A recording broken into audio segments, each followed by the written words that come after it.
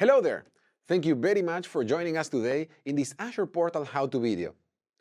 Today, we learn how to create, share, and use Azure Portal dashboards. And for that, we have Adam Abdelhamid with us that is going to show us all of that. So thank you for joining, Adam. Thanks, Leon. So yeah, we're going to go over how to create, share, and use Azure dashboards. Here, what I've got is a dashboard I've already created. So I have this virtual machine that I know I have to manage pretty much every day. And this dashboard helps me manage it more quickly and navigate more efficiently. What I've got here is a few tiles to help me do that. First, we've got one where I've just put a little bit of instructions sort of for myself or maybe for anyone else on the team. And that was just configured with some basic Markdown syntax. So basically, you can add any Markdown that you want into that tile, and then you can make it available for everyone using this dashboard, right? That's right. Then we've got here a basic shortcut tile that's going to take me into the main management page for that virtual machine. This exposes all the management capabilities that the portal offers. And finally, over here, what we've got is a clock tile that's just going to show the local time for where I know this dashboard is geolocated on Earth.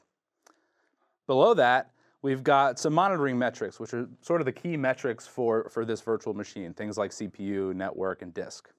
Below that, we've even got a little YouTube video featuring this fine gentleman over here. You might recognize him. I see one fine gentleman and me there. Okay. And then finally, just sort of another list of all my other resources. Now, one thing that I wanted to point out for those of you who've used dashboards in the past, we've just added this new pretty cool feature here, which lets me control the time range for these charts sort of centrally. So rather than have to change the time range one by one, if I wanted to change it, so for example, this is showing data for the past hour, past 30 days. If I wanted to change that to the past hour, I could click up here and it would let me do that. You can also see that any tiles that support the time range will sort of light up, and the ones that don't will sort of dim away. So let's do that. Oh, that's really cool. So basically, you are applying here to the metric tiles, but there are many other tiles that support this pattern, right? That's right. And so now, that's my dashboard that I've created for me. Right now, only I can see it. If I want others on the team to be able to share and collaborate on this dashboard, I'll go ahead and click the share command. You'll notice that it's going to ask me to not only give it a name, but also choose subscription and a resource group. The reason that is because in Azure, shared dashboards are implemented as Azure resources. So just like a virtual machine or a storage account, an Azure dashboard is a resource that's managed in Azure Resource Manager. The other thing that means is that access to these dashboards is going to be managed using role-based access control, just like any other resource. So if a user has at least the reader role in access control to the subscription and resource group that we pick here, then when they log in, they will see the dashboard in their list of dashboards. So we won't publish it right now, but yeah, I would just click that button and it would be done.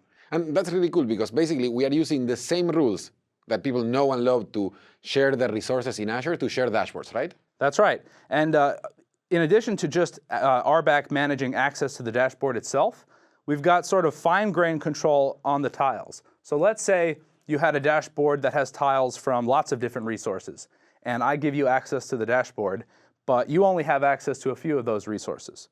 The tiles that you have access to will work, and the ones you don't will show no access. So you get pretty fine-grained control there, which is pretty neat. Oh, that's really cool.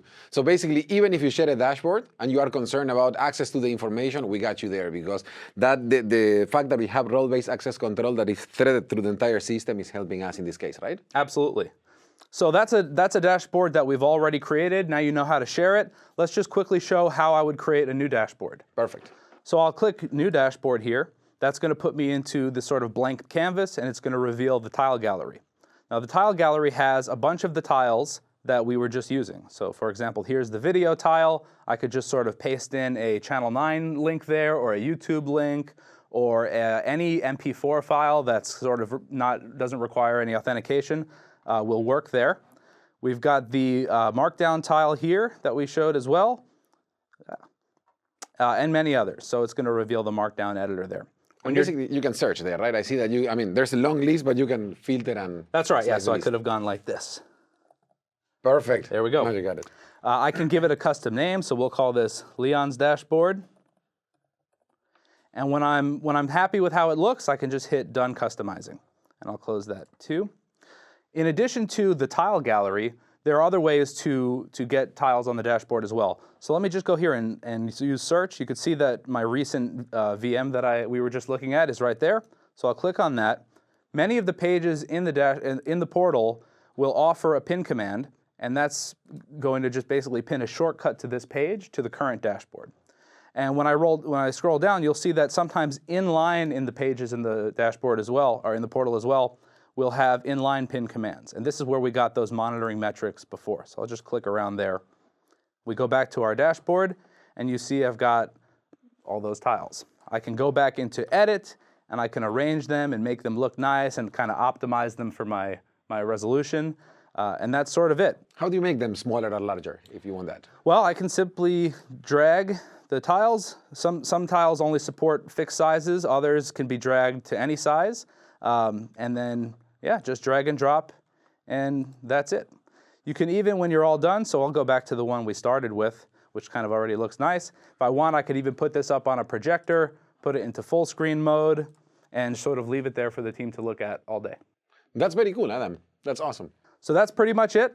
We covered how to use a dashboard, how to share it, and then how to use the tile gallery and the in-page pin gestures to create a new dashboard.